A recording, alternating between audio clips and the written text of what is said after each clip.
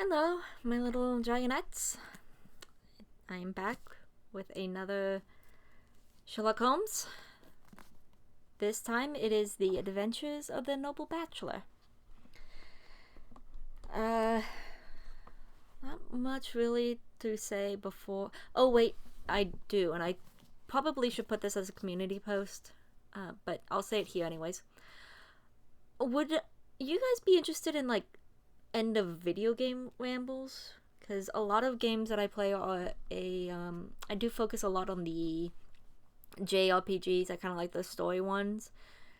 I recently, I know this is like late, and I've taken my sweet ass time on it, but I just finally got finished Breath of the Wild. Did not 100% complete it. There were a few shrines and stuff that I was just like, yeah, but I did the main story beats. I did the Terrytown side quest, and I absolutely love the Terrytown side quest. But I defeated the main storyline. And I kind of wanted to know if you guys would be interested in me doing end of video game rambles. Maybe kind of like in the same vein of me doing the end of book rambles. I would just talk about my thoughts and feelings of the game, even though the games will probably take me, like Breath of the Wild, a long time to beat it. I also have finally started Tears of the Kingdom, and I am, story-wise, I'm enjoying the story. I'm upset because I have to start the game at 3 hearts again, and I was not really good at Breath of the Wild. So, I am like having to start over at square one, and I had just beaten the game with I don't know how many Breath of the Wilds. I don't know with how many hearts. I don't know how much food. I don't know how. I know I had 2 full circles of stamina. That I'm trying to, get myself up to that in Tears of the Kingdom. But I'm just like, why am I dying? Oh, right, because I'm back to 3 hearts and I have to do all these. Yeah, and I'm not really good at the shrines. I don't like. Oh, I mean, this is a Sherlock Holmes thing, and I'm rambling about Legend of Zelda.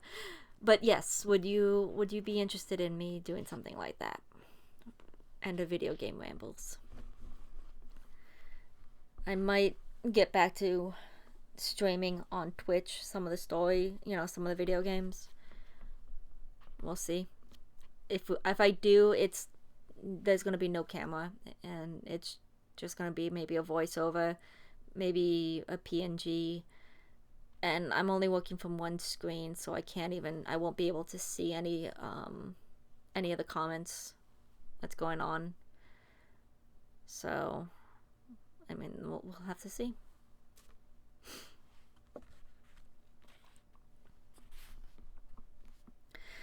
Either way, Sherlock Holmes, Adventure of the Noble Bachelor.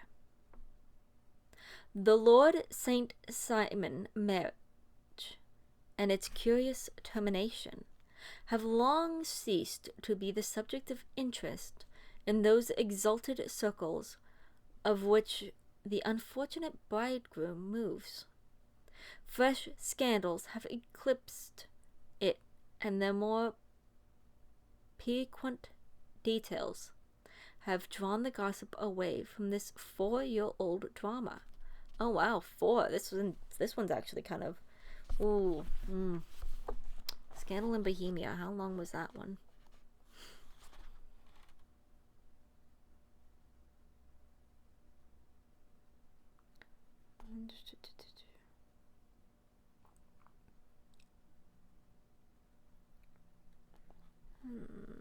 Okay.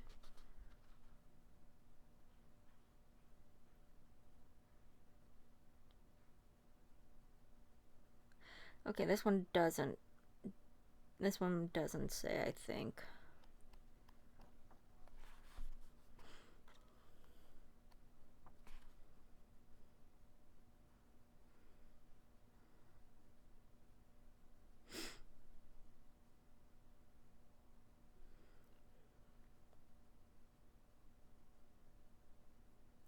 Yeah, don't remember. Okay, so this one's a 4-year-old, because I know the last one was 2.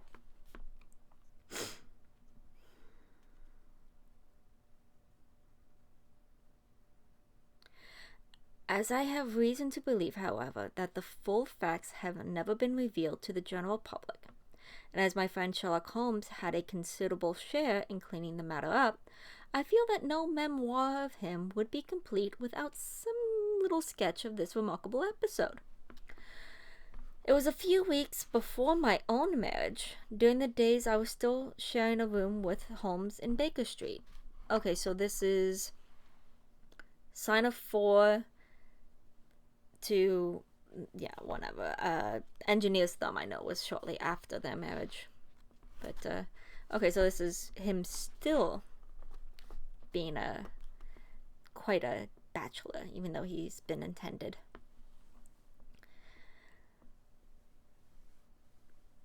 That he came home from an afternoon stroll to find a letter on the table waiting for him. I had remained indoors all day, for the weather had taken a sudden turn to rain, and high autumnal winds, and the Giselle bullet which I had brought back in one of my limbs as a relic from my Afghan campaign, throbbed with a dull persistence. With my body in one easy chair and my legs upon another, I had surrounded myself with a cloud of newspapers until at last, saturated with the news of the day, I tossed them all aside and lay listless, watching the huge crest and monogram upon the envelope.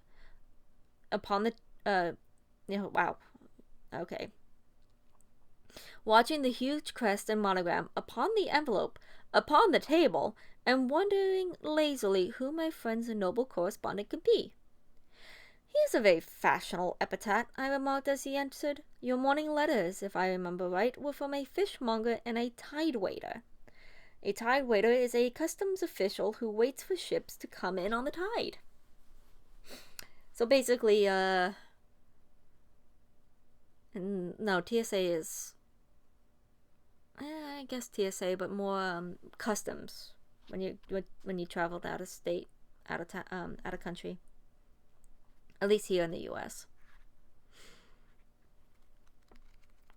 "Yes, my correspondence has certainly the charm of variety," he answered, smiling, "and the humbler are usually the more interesting.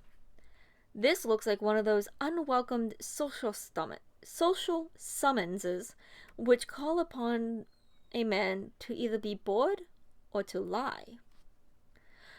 He broke the seal and glanced over its contents. "Oh, come, it might prove to be something of interest after all."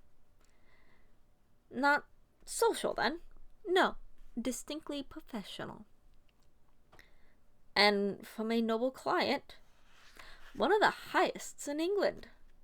"My dear fellow, I congratulate you."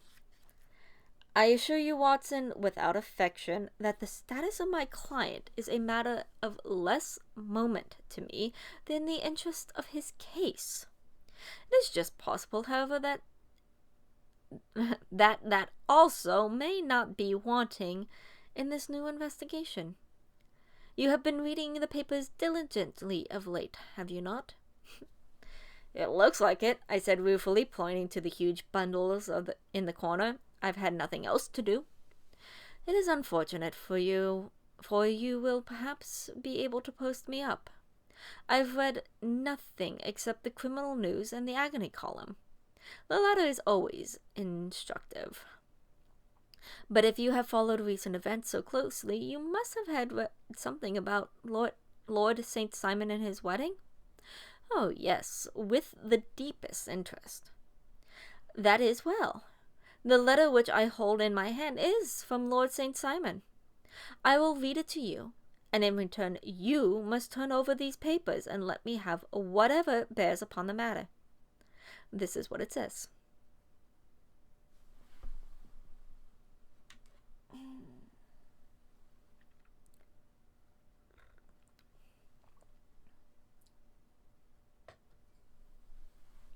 Sorry, the pause was more of like me mentally saying, do I need liquid? Do I need liquid? "My dear Sherlock Holmes, Lord Blackwater tells me that I might place implicit reliance upon your judgment and discretion. I have determined, therefore, to call upon you and to consult you in reference to the very painful events which have occurred in connection with my wedding. Mr. Lestrade of Scotland Yard is acting already in the matter, but he assures me that he sees no objection to your cooperation, and that he even thinks that it might be of some assistance. I will call at 4 o'clock in the afternoon, and should you have any other engagement at the time, I hope that you will postpone it, as this is a matter of paramount importance. Okay, so Lestrade, I know that name. Last week we had Bradford. Last story. I don't know when I'm going to be posting these, since I'm already about a month and a half behind on this. But we shall persevere. But yeah, I'm gonna need liquid.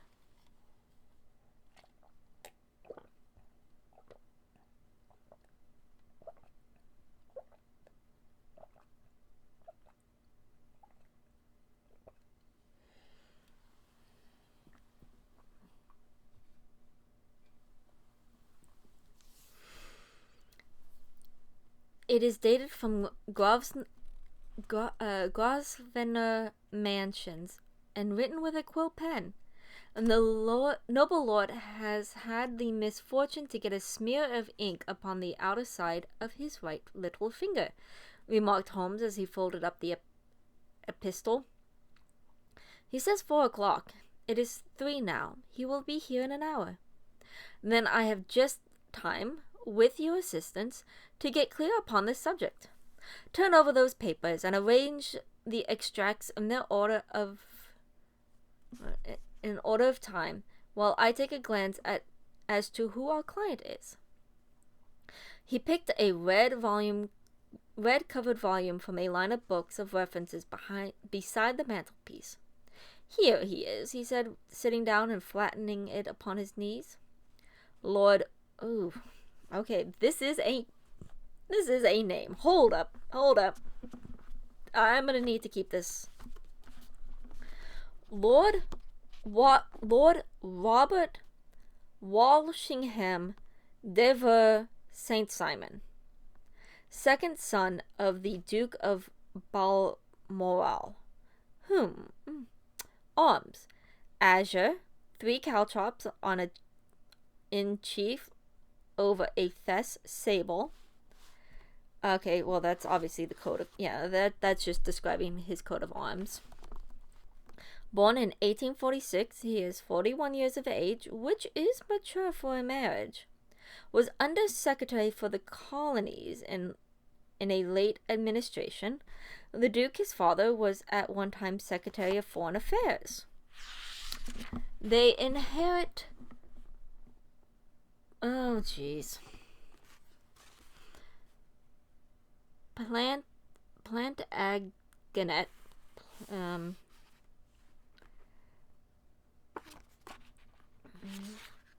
They inherit Plantagenet. Plantagenet.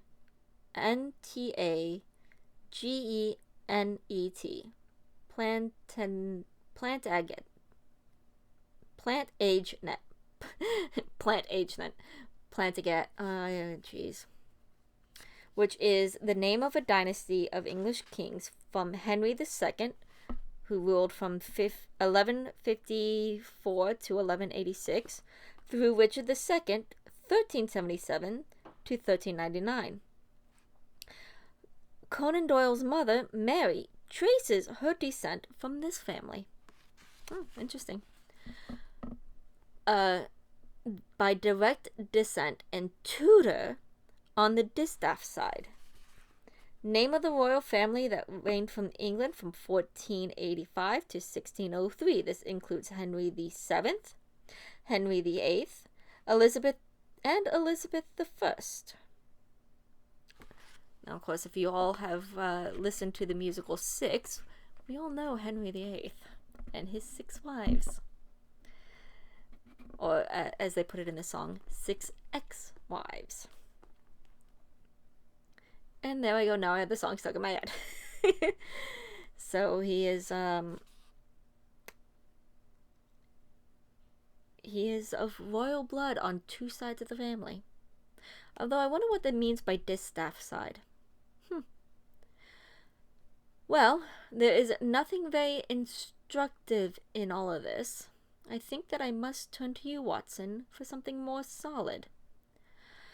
I have very little difficulty in finding what I want, said I, for the facts are quite recent, and the matter struck me as remarkable. I fear to refer them to you, however, as I know that you have had an inquiry on hand, and that you dislike the intrusion of other matters. Oh, you mean the little problem of the Governor Square furniture van? Well, that's all cleared up now, and indeed, although it was obvious from the first. Pray, give me the results of your newspaper selections. Grosvenor Square furniture van. That one sounds like a fun little short to write up. Again, that's why I'm kind of highlighting these. I'm like, let's make a list of the ones that he mentioned but never wrote. Here is the first notice which I could find. It is in the personal column of the Morning Post and dates, as you see, some weeks back. A marriage has been arranged, it says, and will, if rumor is correct, very shortly take place between Lord Robert St. Simon, second son of the Duke of Balmoral, and Miss Hattie Doran, the only daughter of Aloysius Doran, Esquire, of San Francisco, California, USA. That is all. Terse and to the point, remarks Holmes, stretching his long, thin legs towards the fire. There was a paragraph amplifying this in one of the society papers of the same week. Here it is. There will soon be a call for protection in the marriage market, for the present free trade principle appears to tell heavily against our home product. One by one, the management of noble houses of Great Britain is passing into the hands of our fair cousins across the Atlantic. An important addition has been made during the last week to the list of prizes which has been borne away by these charming invaders. Lord St. Simon, who has shown himself for over 20 years proof against the little god's arrows, i.e. Cupid, has now definitively announced his approaching marriage with Miss Hattie Doran, the fascinating daughter of a California millionaire. Miss Doran, whose graceful figure and striking face attracted much attention at the Westbury House festivities, is an only child, and is currently reported that her dowry will run to considerably over 6 figures, with expectancies for the future. As it is an open secret that the Duke of Balmoral has been compelled to sell his pictures within the last few years, and as Lord St. Simon has no property of his own save the small estate of Birchmoor, it is obvious that the Californian heiress is not the only gainer from an alliance which will enable her to make the easy and common transition from a Republican lady to a British peeress. Anything else? Asked Holmes, yawning. Oh, yes, plenty. There is another note in the Morning Post to say that the marriage would be an absolutely quiet one, and it would be at St. George's, Hanover Square, and that only half a dozen intimate friends would be invited, and that the party would return to the furnished house at Lancaster Gate, which has been taken by Mr. Aloysius Dorian. 2 days later, that is, on Wednesday last, there is a curt announcement that the wedding had taken place and that the honeymoon will be passed at Lord Backwater's place near Petersfield. Those are all the notices which appeared before the disappearance of the bride. Before the what? Asked Holmes with a start. The vanishing of the lady. When did she vanish then? At the wedding breakfast. Indeed, this is more interesting than it promised to be. Quite dramatic, in fact. Yes, it struck me as being a little out of the common. But they often vanish before the ceremony and occasionally during the honeymoon. But I cannot call to mind anything quite so prompt as this. Pray, let me have the details. I warn you that they are very incomplete. Perhaps we may make them less so. Such as they are set forth in a single article of a morning paper of yesterday, which I will read to you. It is headed, Singular Occurrence at a Fashionable Wedding.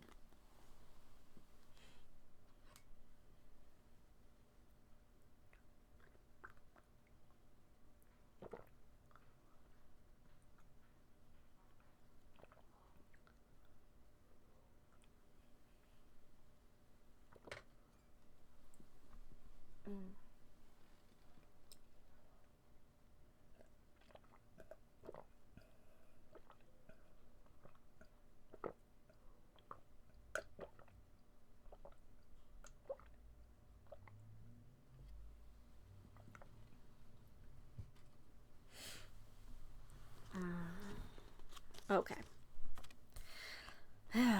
1 cup to keep me awake, 1 to keep me hydrated. The family of Lord Robert St. Simon has been thrown into the greatest consternation by the strange and painful episode which have taken place in connection with his wedding. The ceremony, as shortly announced in the papers of yesterday, occurred on the previous morning, but it is only now that it is possible to confirm the strange rumors which have been so persistently floating about. In spite of the attempts of the friends to hush the matter up, so much public attention has now been drawn to it that no good purpose can be served by affecting to disregard what is a common subject for conversation. The ceremony, which was performed at St. George's, Hanover Square, was a very quiet one, no one being present save the father of the bride, Mr. Aloysius Doran, the Duchess of Balmoral, Lord Backwater, Lord Eustace, and Lady Clara St. Simon, the younger brother and sister of the bridegroom, and Lady Alicia Whittington. The whole party proceeded afterward to the house of Mr. Aloysius Doran at Lancaster Gate, where breakfast had been prepared. It appears that some little trouble was caused by a woman whose name has not been ascertained, who endeavored to force her way to the house after the bridal party, alleging that she had some claim upon Lord St. Simon. It was only after a painful and prolonged scene that she was ejected by the butler and the footman. The bride, who had fortunately entered the house before this unpleasant interruption, had sat down for breakfast with the rest, when she complained of a sudden indisposition and retired to her room. Her prolonged absence having caused some comment, her father followed her, but learned from her maid that she had only come up to her chambers for an instant, caught up an ulster and bonnet, and hurried down to the passage. One of the footmen declared that he had seen a lady leave the house thus apparelled, but he had refused to credit that it was his mistress, believing her to be with the company. On ascertaining that his daughter had disappeared, Mr. Aloysius Doran, in conjunction with the bridegroom, instantly put themselves in communication with the police, and very energetic inquiries are being made, which will probably result in the speedy clearing up of this very singular business. Up to a late hour last night, however, nothing had transpired as to the whereabouts of the missing lady. There are rumors of foul play in the matter, and it is said that the police have caused the arrest of the woman who caused the original disturbance, in the belief that from jealousy or some other motive she may have been concerned in the strange disappearance of the bride. And that is all. Only one little item in another of the morning papers, but it is a suggestive one. And it is that Miss Flora Miller, the lady who had caused the disturbance, has apparently been arrested. It appears that she was formerly a danseuse, basically a professional dancer, or here a chorus girl, and of course the word is in French, which I cannot say a single. Well, no, take that back.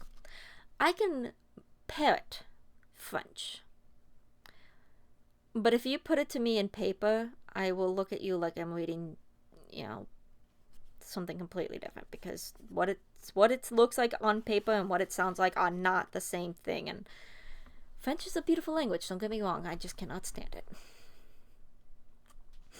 At the Allegro, and that she has known the bridegroom for some years. There are no further particulars, and the whole case is in your hands now, so far as it has been set forth in the public press. And an exceedingly interesting case as it appears to be. I would not have missed it for the world. But there is the ring of the bell, Watson, and as the clock makes it a few minutes after 4, I have no doubt that this will prove to be our noble client. Do not dream of going, Watson, for I very much prefer having a witness, if only as to check to my own memory.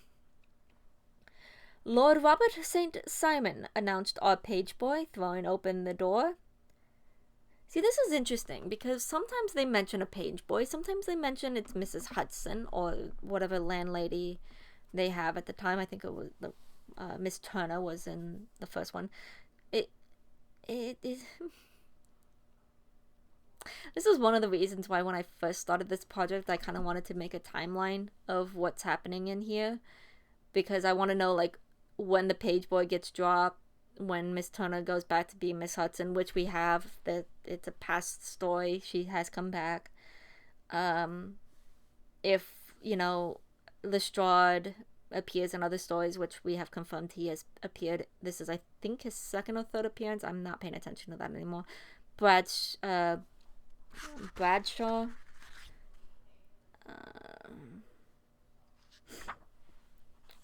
Let's see. I think it was Bradshaw. I need to kind of start.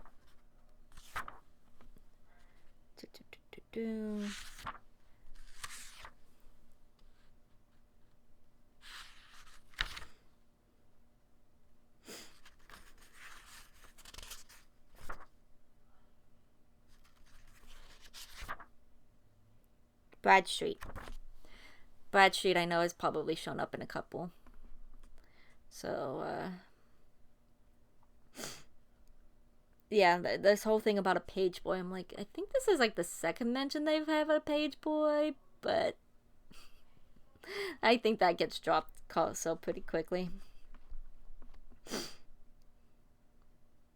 Oh, well, I also want to make sure how often they mention the Baker Street irregulars. They have not shown up yet, but I know they show up a lot in fiction and pastiches and other things.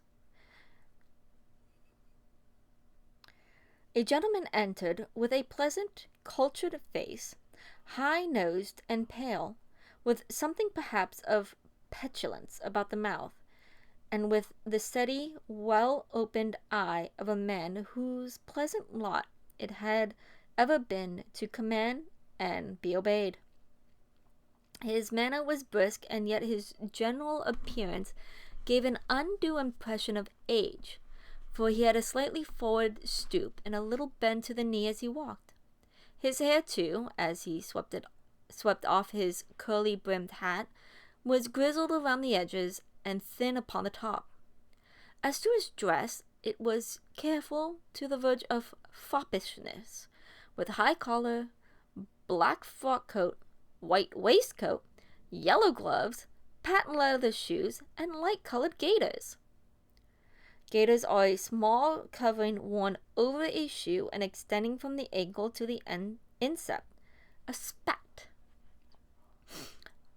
Okay, I thought gaiters were, oh no, I'm confusing gaiters with garters. Garters were what kept socks up.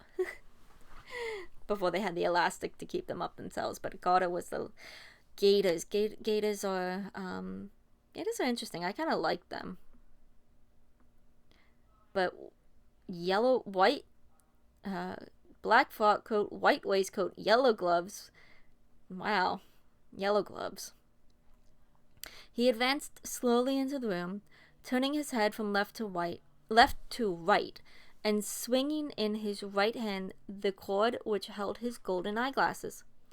"Good day, Lord St. Simon," said Holmes, rising and bowing. "Pray, take the basket chair. This is my friend and colleague, Dr. Watson. Draw up a little to the fire, and we'll talk this matter over. A most painful matter to me, as you can most readily imagine, Mr. Holmes. I have been cut to the quick. I understand that you have already managed several delicate cases of this sort, sir, though I presume that they were hardly of the same class of society? No, I am descending. I beg your pardon. My last client of the sort was a king." So this takes place after the scandal in Bohemia. "Oh, really? I had no idea. And which king?" "The king of Scandinavia." "What? Had he lost his wife?" "You can understand," said Holmes suavely, "that I extend to the affairs of my other clients the same secrecy which I promised to you and yours." "Of course. Very right, very right. I am sure I beg your pardon. As to my own case, I am ready to give you any information which may assist you in forming an opinion." "Thank you. I have already learned all that is in the public prints, nothing more. I presume that I may take it as correct, this article, for example, as to the disappearance of the bride?" Lord St. Simon glanced it over. "Yes, it is correct as far as it goes. But it needs a great deal of supplementing before anyone could offer an opinion. I think that I may arrive at my facts most directly by questioning you." "Pray do so." "When did you first meet Miss Hattie Doran?" "In San Francisco, a year ago." "You were traveling in the States?" "Yes." "Did you become engaged then?" "No."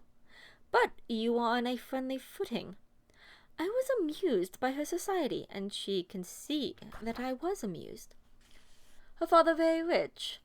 "He is said to be one of the richest men on the Pacific slope." "How did he make his money?" "In mining.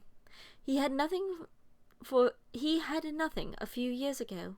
Then he struck gold, invested in it, and came up by leaps and bounds."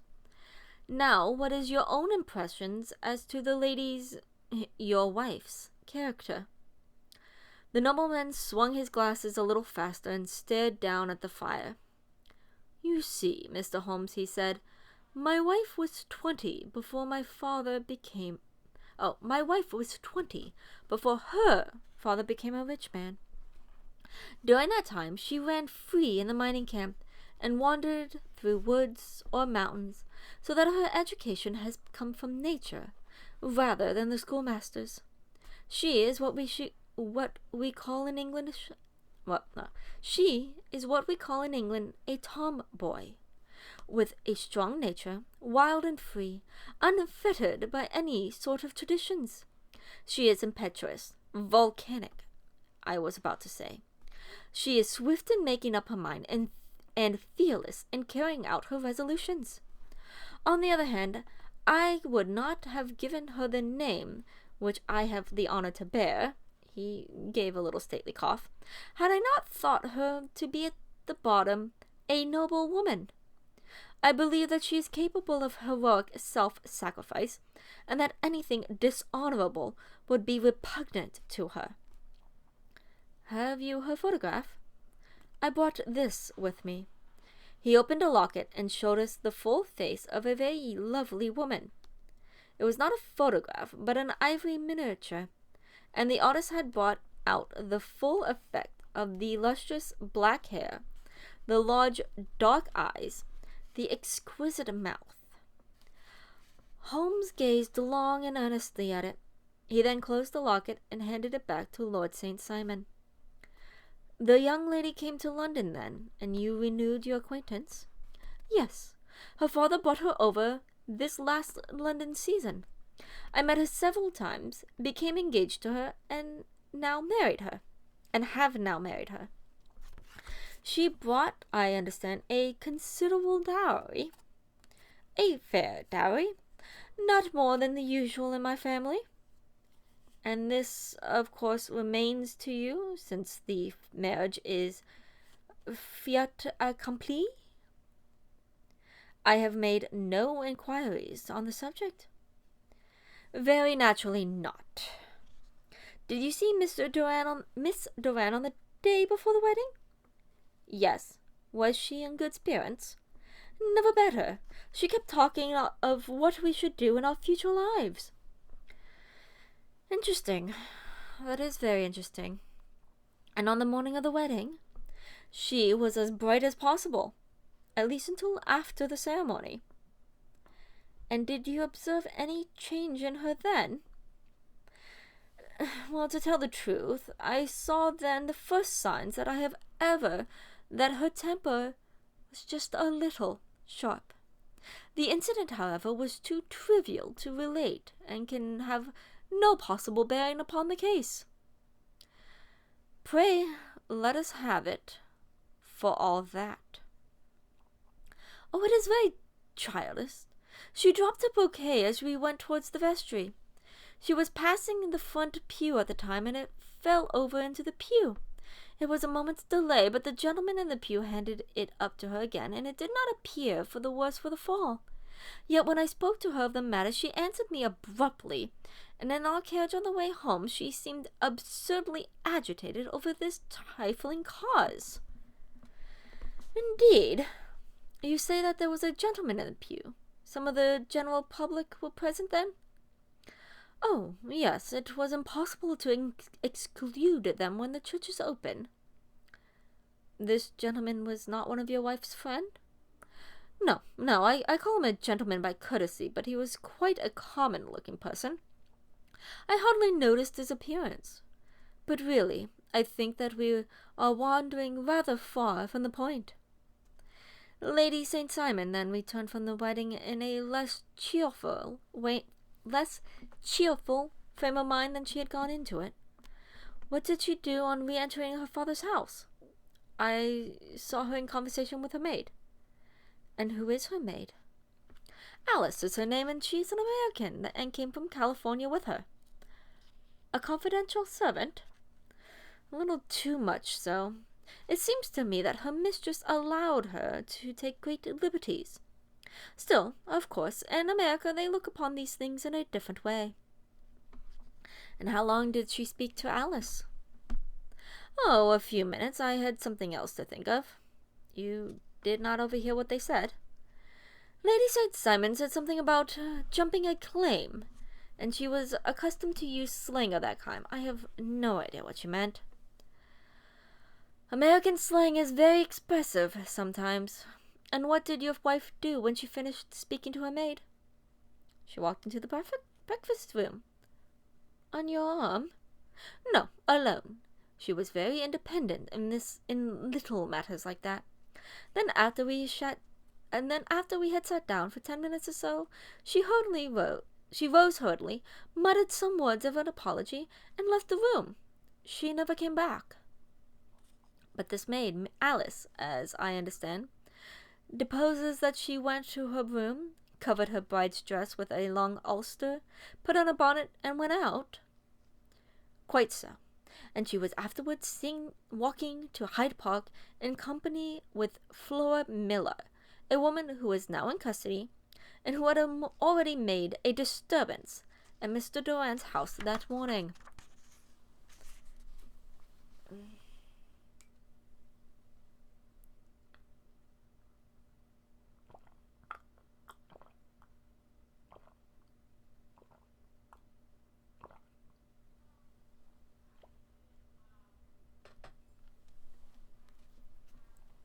Ah, yes. I should like a few particulars as to this young lady and your relations to her. Lord St. Simon shrugged his shoulders and raised his eyebrows. We have been on friendly footing for some years. I may say on very friendly footing. She used to be at the Allegro. I have not treated her ungenerously, and she had no cause to complain against me. But you know what women are, Mr. Holmes. Flora was a dear little thing, but exceedingly hot-tempered and devotedly attached to me. She wrote me dreadful letters when she heard that I was about to be married, and to tell the truth, the reason why I had the marriage celebrated so quietly was that I feared lest there might be a scandal in the church. She came to Mr. Durand's door just after we returned, and she endeavored to push her way in, uttering very abusive expressions towards my wife, and even threatening her. But I had foreseen this possibility as something of the sort, and I had 2 police fellows there in private clothes, who soon pushed her out again. She was quiet when she saw there was no good in making a row. Did your wife hear all this? No, thank goodness she did not. And she was seen walking with this very woman afterwards. Yes, that is what Mr. Lestrade of Scotland Yard looks upon as so serious. It is thought that Flora decoyed my wife out and laid some terrible trap for her. Well, it is a possible supposition. You think so too? I did not say a probable one. But you do not yourself look upon this as likely. I do not think Flora would hurt a fly. Still, jealousy is a strange transformer of characters. Pray, what is your own theory as to what took place? Well, really, I came to seek a theory, not to propound one. I have given you all the facts. Since you have asked me, however, I may say that it has occurred to me as possible that the excitement of this affair, the consciousness that she had made so immense a social stride, had the effect of causing some little nervous disturbance in my wife. In short, that she had become suddenly deranged. Well, really, when I consider that she has turned her back, I will not say upon me, but upon so much that many have aspired to do without success, that I can hardly explain it in any other fashion. Well, certainly that is also a conceivable hypothesis, said Holmes, smiling. And no, Lord St. Simon, I think that I have nearly all my data. May I ask whether you were seated at the breakfast table so that you can see out the window? Oh, whether you were seated at the breakfast table so that you could see out the window. I could see the other side of the road and the park.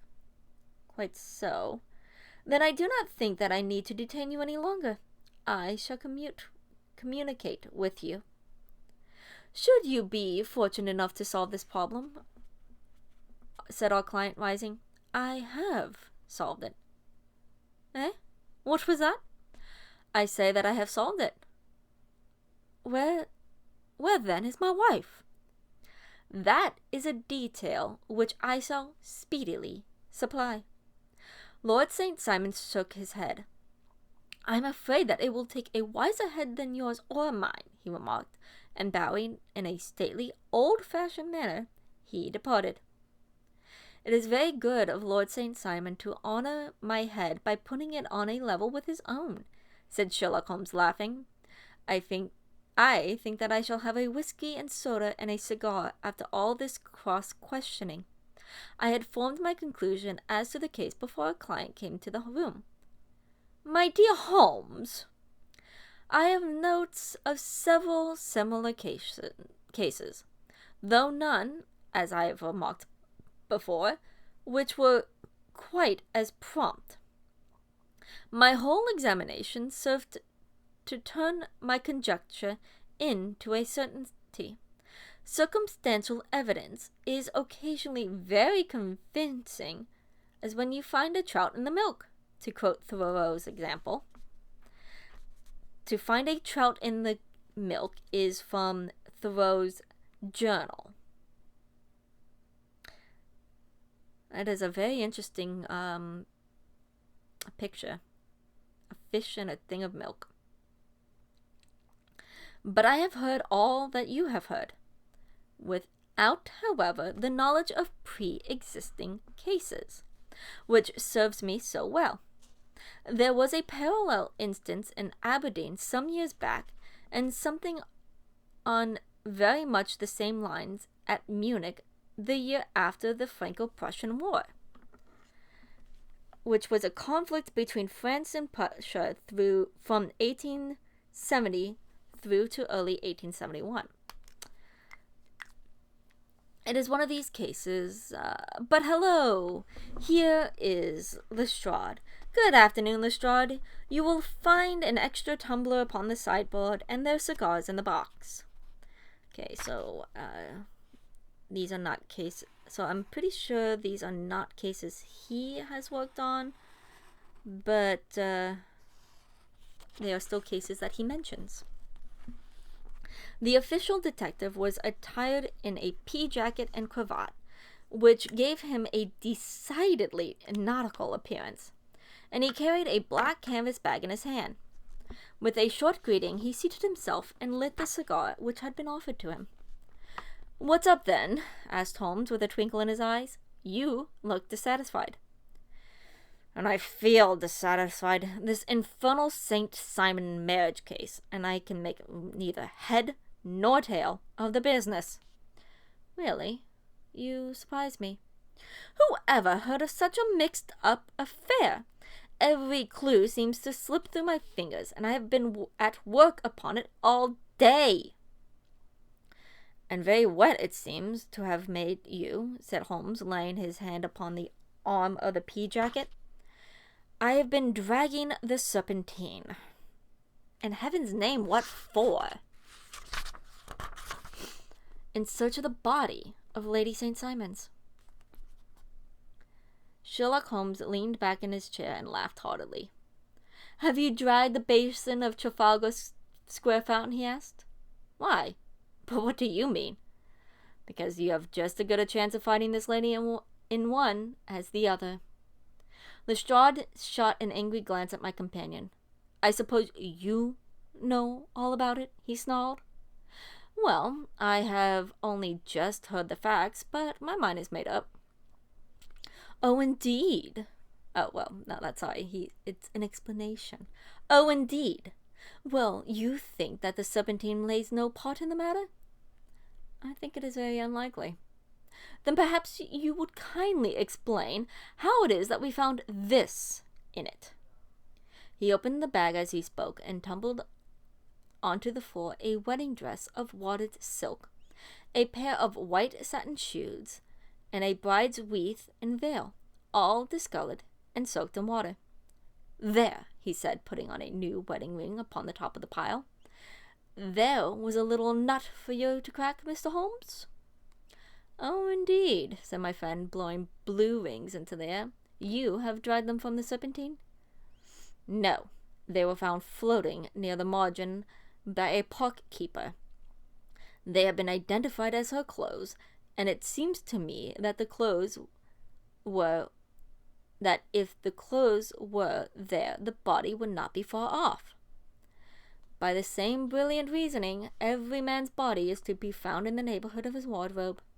And pray, what did you hope to arrive at through this?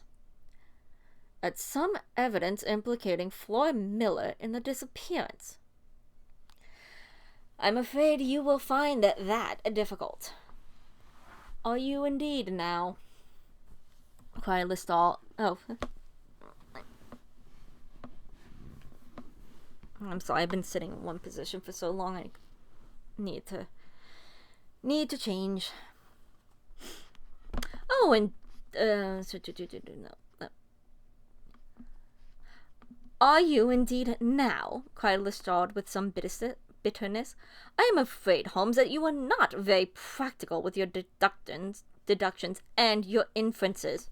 You have made 2 blunders in as many minutes. This dress does implicate Miss Flora Miller. And how? In the dress is a pocket, and in the pocket is a card case, and in the card case there is a note. And there's such a hole in the ground, and the green grass goes on and on. And here is the very note. He slapped it down upon the table in front of him. Listen to this. You will see me when all is ready. Come at once. F.H.M. Now, my theory has all along been that Lady St. Simon was decoyed away by Flora Miller, and that she has, with confederates, no doubt, was responsible for her disappearance. Here, signed with her initials, is the very note which was no doubt quietly slipped into her hand at the door, which lured her within their reach. Very good, Lestrade, said Holmes, laughing. You really are very fine indeed. Let me see it. He took up the paper in a listless way, but his attention instantly became riveted, and he gave a little cry of satisfaction. This is indeed important, he said. Ha! You find it so? Extremely so. I congratulate you warmly. Lestrade rose in his triumph and bent his head to look. Why? He shrieked. You are looking at the wrong side. On the contrary, this is the right side. The right side? Are you mad? Here is this note written in pencil over here. And over here is what appears to be a fragment of a hotel bill, which interests me deeply. There is nothing in it. I looked at it before, said Lestrade.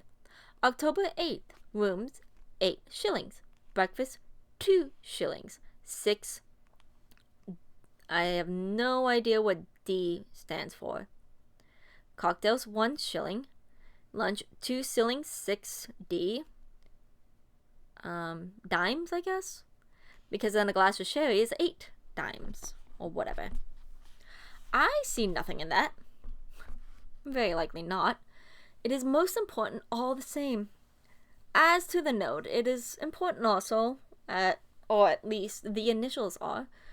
So I congratulate you again. I've wasted time enough, said Lestrade, rising. I believe in very hard work and not sitting by the fire spinning fine theories. Good day, Mr. Holmes, and we shall see which gets to the bottom of this matter first. He gathered up the garments, thrust them into the bag, and made for the door.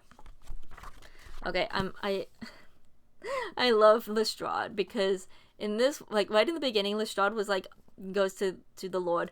Oh yeah, sure. By all means, contact Mr. Holmes. Have him come in. I don't mind him. And then Lestrade comes in and he's like, Mr. Holmes, you're doing it wrong. You're doing the police work wrong.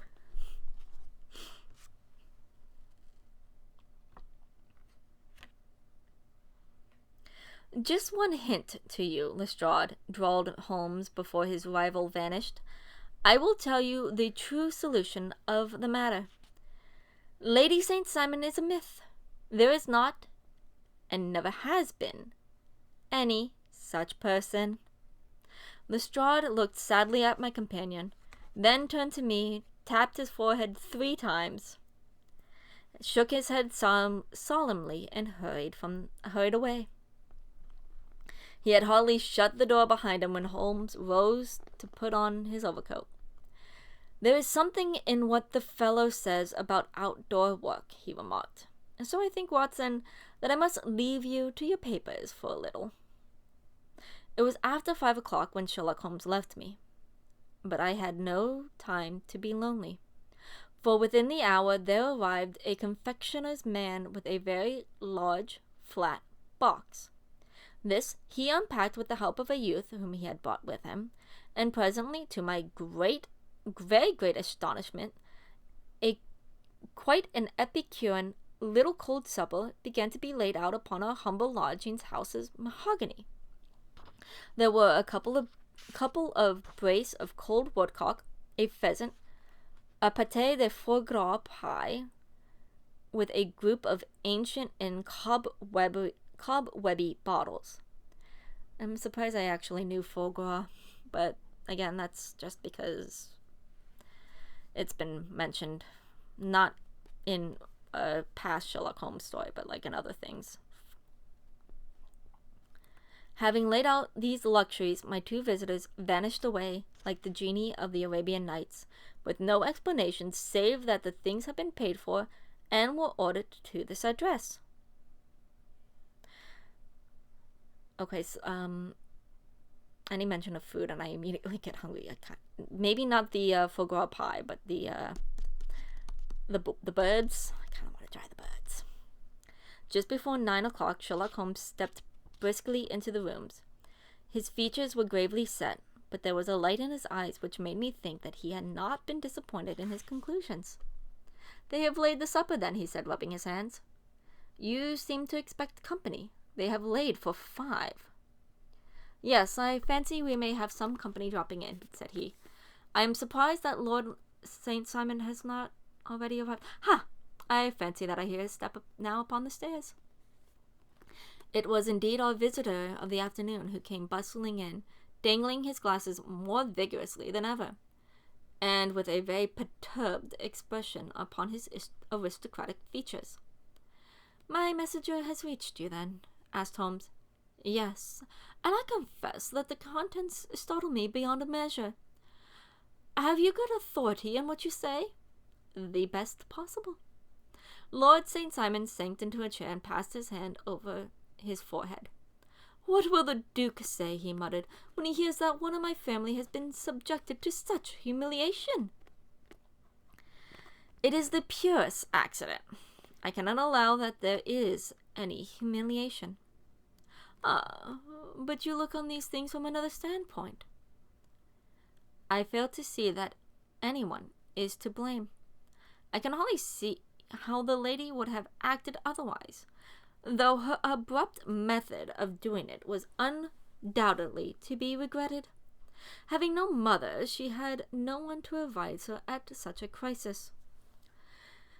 "It was a slight, sir, a public slight," said Lord St. Simon, tapping his fingers upon the table. "You must make allowance for this poor girl, placed in so unprecedented a position." "I will make no allowance. I am very angry indeed, and I have been shamefully used." "I think that I have heard a ring," said Holmes. "Yes, there are steps on the landing. If I cannot persuade you to take a lenient view on the matter, Lord St. Simon, I have brought in an advocate here who may be more successful." He opened the door and ushered in a lady and gentleman.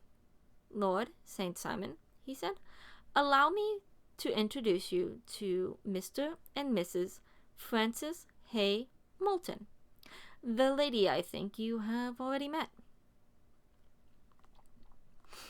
At the sight of these newcomers, our client had sprung up from his seat and stood very erect, with his eyes cast down and his hands thrust into the breast of his frock coat, the picture of offended dignity. The lady had taken a quick step forward and held out her hand to him, but he still refused to raise his eyes. It was as well for his reputation, perhaps, for her pleading face was one of which was hard to resist. "You're angry, Robert," said she. "Well, I guess you have every cause to be." "Pray, make no apology to me," said Lord St. Simon bitterly. Oh, yes, I know that I have treated you real bad and that I should have spoken to you before I went. But I was kind of rattled, and from the time I saw Frank here again, I just didn't know what I was doing or saying, only wondered I didn't fall down and do a faint right there before the altar. Perhaps, Miss Moulton, would you like my friend and me to leave the room while you explain the matter? If I may give an opinion, remarked the strange gentleman, we've had just a little too much secrecy over this business already. From my part, I shall like all of Europe and America to hear the rights of it. He was small, wiry, sunburnt man, clean-shaven, with a sharp face and alert manner. Yeah, I'm sorry, I can see the paragraphs coming up, and it's oh.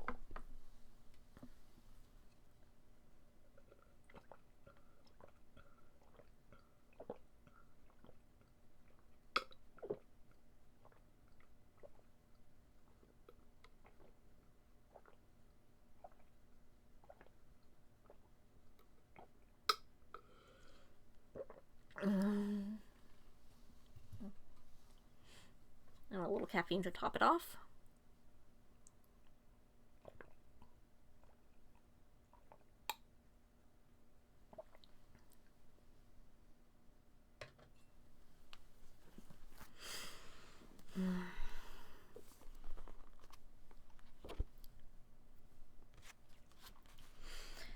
Then I'll tell our story right away, said the lady. Frank here and I met in '84 at the McGuire's camp near the Rockies, where Pa was working a claim. We were engaged to each other, Frank and I, but then one day Father struck a rich pocket and made a pile, while poor Frank here had a claim that petered out and came to nothing. The richer Pa grew, the poorer was Frank. So at last Pa wouldn't hear of our engagement lasting any longer, and he took me away to Frisco. Frank wouldn't throw up his hands, though, so he followed me there, and he saw me without Pa knowing anything about it. It would only have made him mad to know, so we just fixed it all up for ourselves. Frank said that he would go and make his pile too, and never came back to claim me until he had as much as Pa. So then I promised to wait for him to the end of time and pledged myself not to marry everyone else while he lived. Why shouldn't we be married right away then, he said, and then I will feel sure of you, and I won't claim to be your husband until I come back. Well, we talked it over, and he just fixed it all so nicely with the clergyman all ready and waiting, and we just did it right there. And then Frank went off to seek his fortune, and I went back to Pa. The next I heard of Frank was that he was in Montana. And then he went prospecting in Arizona. And then I heard from them in New Mexico. After that came a long newspaper story about how the miners' camp had been attacked by the Apache Indians. And there was my Frank's name among those killed. I fainted dead away, and I was very sick for months after. Pa thought that I had a decline and took me to half the doctors in Frisco. Not a word of news came for a year and more, so that I had never doubted that Frank was really dead.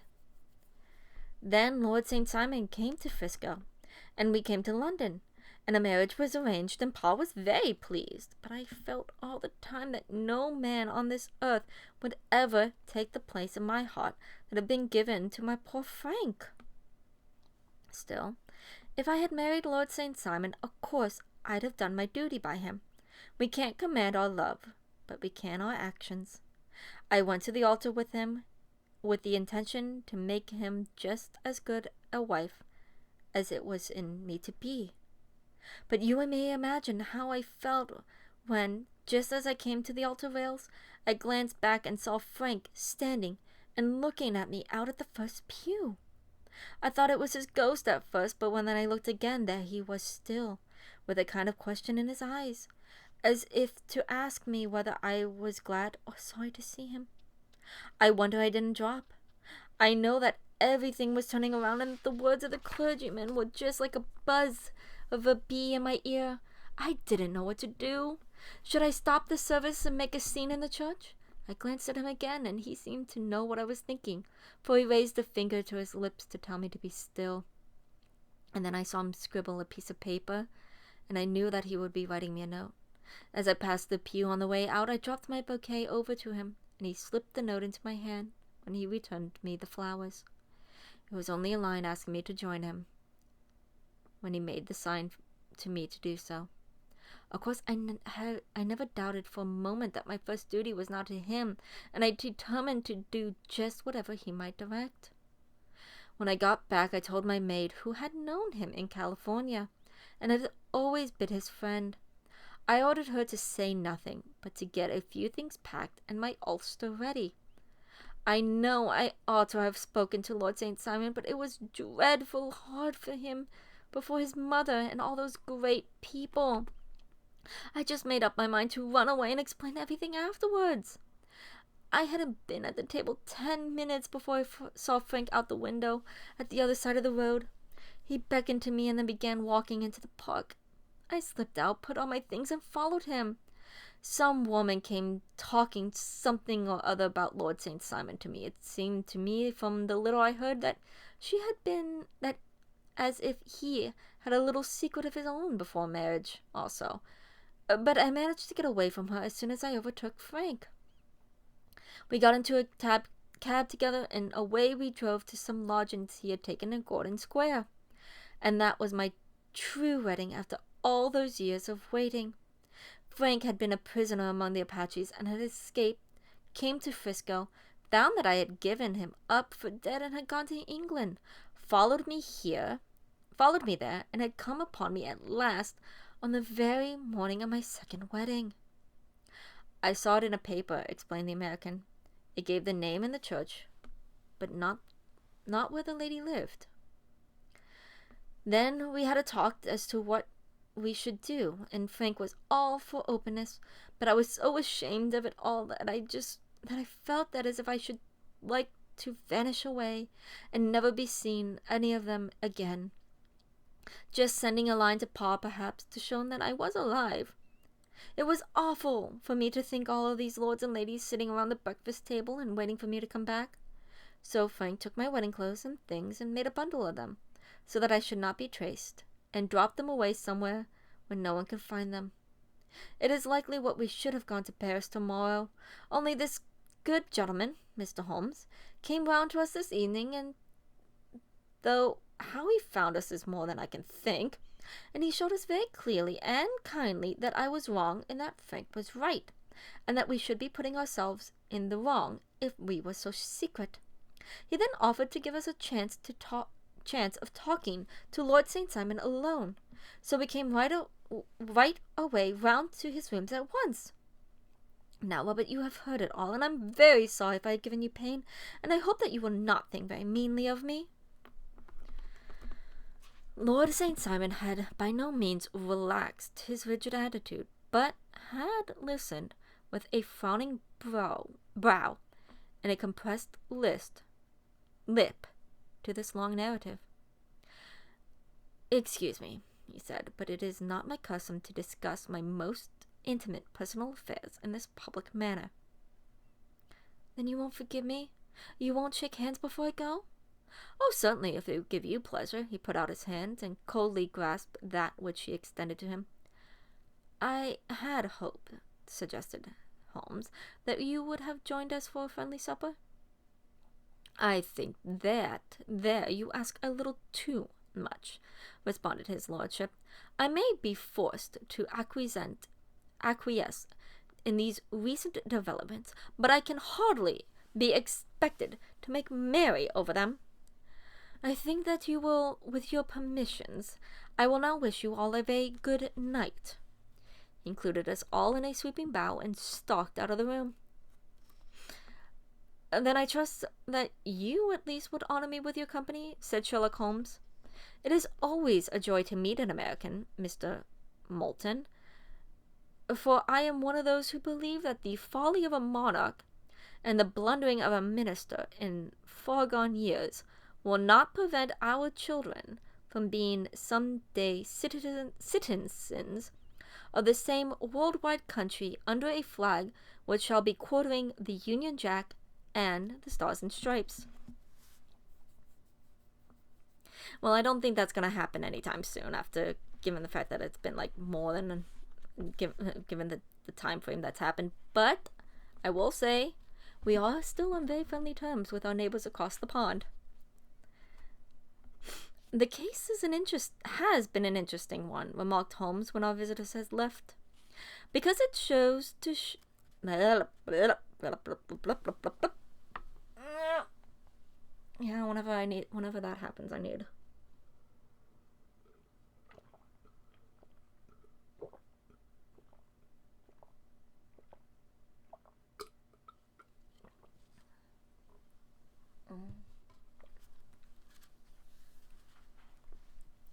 The case has been an interesting one, remarked Holmes when our visitors had left us, because it serves to show very clearly how simple the explanation may be of an affair which at first sight seems to be almost inexplicable.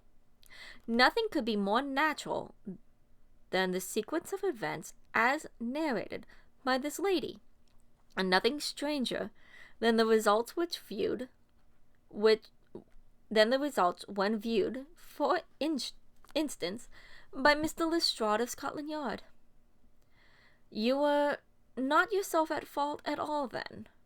From the first, two facts were very obvious to me.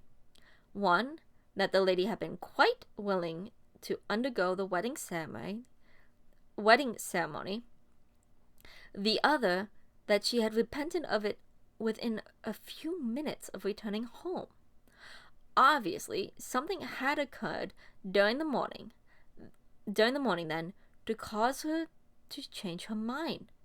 What could that something be? She could not have spoken to anyone when she was out, for she had been in the company of the bridegroom. Had she seen someone then?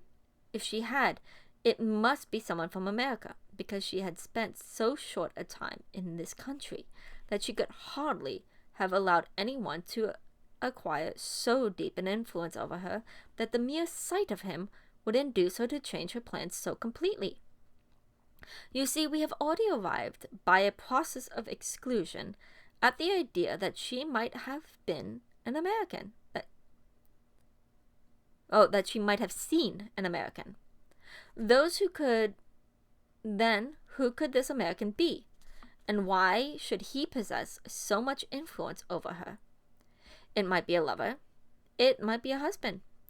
Her young womanhood had, I knew, been spent in rough scenes and under strange conditions. So far I had got before I had ever heard Lord St. Simon's narrative.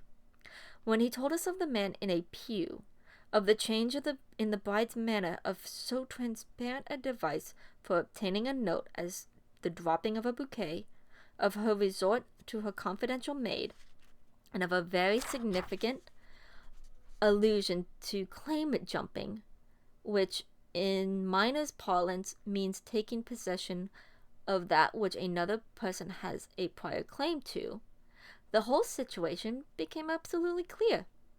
She had gone off with a man, and the man was either a lover or was a previous husband, the chances being in favor of the latter. And how in the world did you find them?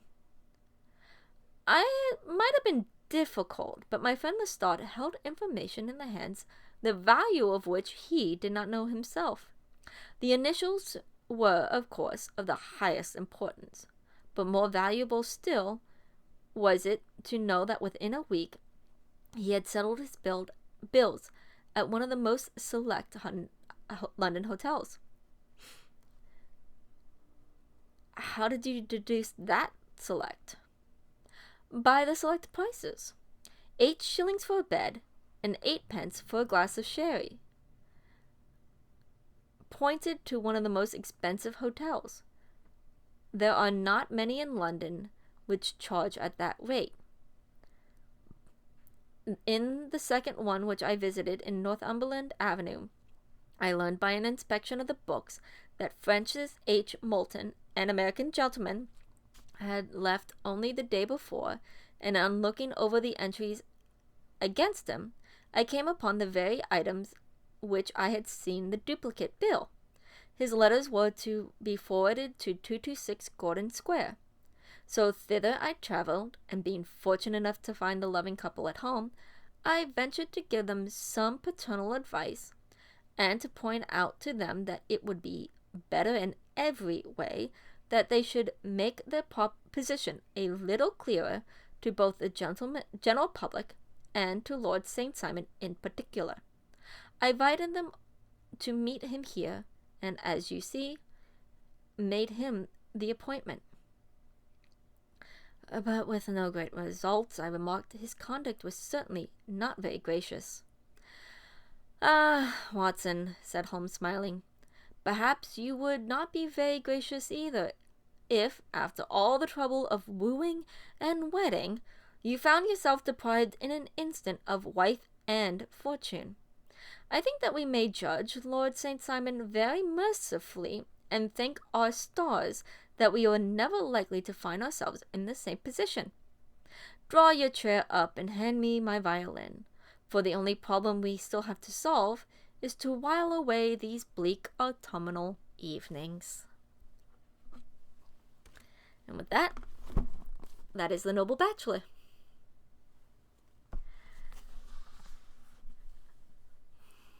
I feel like I've read that one before, but I've seen it in Sherlock Hounds, or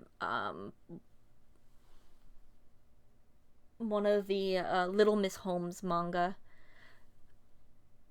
which when I'm done with these, I will probably do a kind of a ramble on that one, because I have read books 1 and 2 of that manga, and it's again, because most of these stories were in the public domain when the manga was created, they take a lot of liberties.